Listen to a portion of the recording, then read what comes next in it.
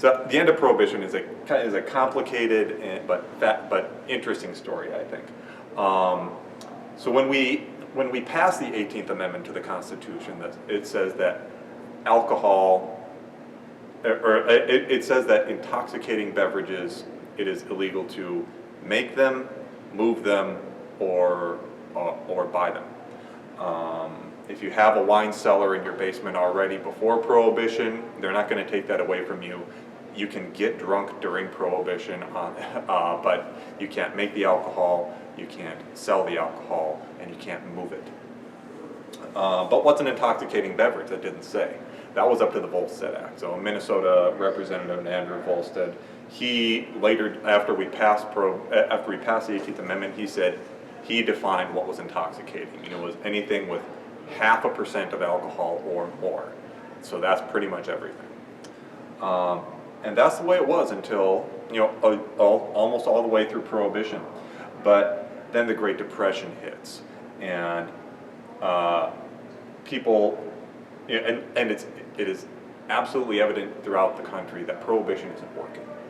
A lot of people that are out of work are looking to restart the brewing industry, the distilling industry, to get jobs back and to create a valuable source of revenue for the government. So they're picketing, marching with beer signs. We want beer back.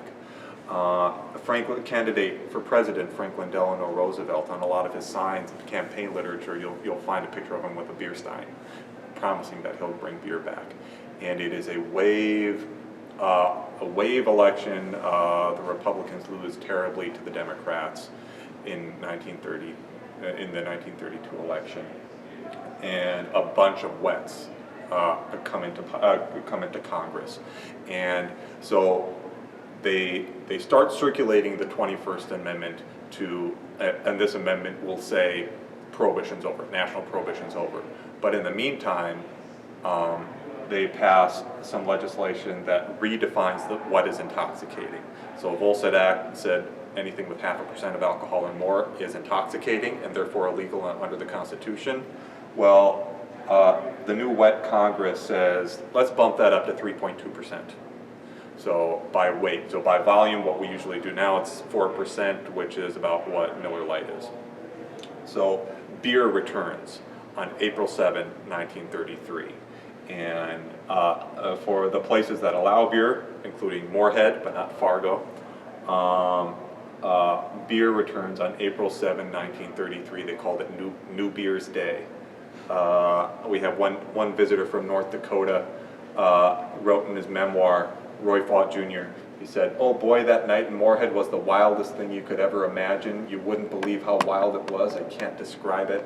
If you were able to get a drink, they poured it as fast as they could and slid it down the bar for you to catch. Beer was everywhere."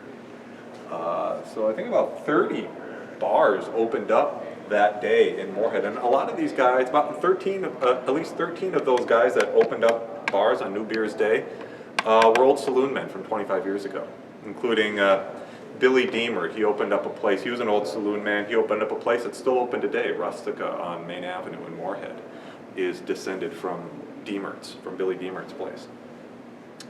Mills Lounge and the Hi-Ho Tavern over in Dilworth both began April 7, 1933, or at least they're descended from bars that have been there, from places that have been selling beer since New Beer's Day.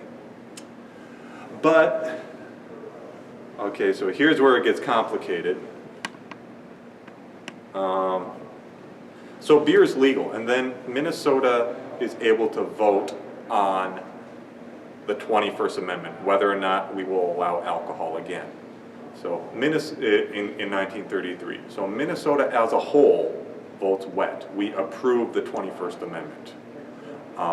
But Clay County voters actually voted dry in that election. Clay County and 27 other counties voted dry in Minnesota. So when the 21st Amendment was actually ratified by the whole United States at the end of 1933, in December 1933, and national prohibition is over, Minnesota becomes a wet state. But rather than having another election right away, the Minnesota State Legislature just said any county that voted dry in that last election is a dry county. So beer is still legal. We still got 30 bars in Moorhead. 30 soda shops that can sell beer, restaurants that can sell beer, things like that. But liquor is still illegal. And this starts, this period 1933 to 1937 is what we found a lot of quotes from people in Moorhead and St. Paul back talking about the situation in Clay County as being farcical. So we call this era the farce, where liquor is being sold openly in all these 3-2 bars. Nationally, liquor is legal, and Clay County is surrounded by other counties where liquor is legal. So the people in all the bars in Moorhead and Barnesville, they're just selling liquor too, and they have signs out on the menu ask about our 15-cent liquors, our 15-cent whiskeys. So the way that Prohibition actually gets totally repealed in Clay County is kind of an interesting story. Our county attorney, his name's James Garrity, and he is against Prohibition. He is a bootlegger's lawyer. He is a wet. He's always been a wet, but he is against Prohibition. But he's in the awkward position of being the guy that's in charge of prosecuting liquor violators, which is everybody. The mayor of Moorhead in 1936 says nobody can make a living selling hamburger sandwiches in Moorhead unless there's cheap alcohol or moonshine hidden behind the sandwich. So Garrity does a rather unconventional way of ending Prohibition. He enforces it, and he enforces unpopular laws.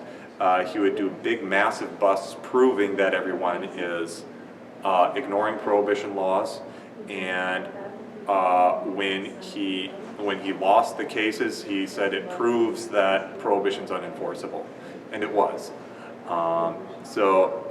Finally in 1936, he circulates a petition asking for a new vote on whether or not Clay County would be wet or dry. As soon as the day after the petition gets enough signatures on it, he busts 18 blind pigs in Moorhead for selling liquor. And the big bust did two things. Number one, it told all the voters on the front page of the newspapers that nobody's paying attention to Prohibition anyway. These laws are being broken anyway. And the number two thing is that he bragged that the fines collected more than paid for the upcoming special election. And we voted in early 1937, and we voted wet.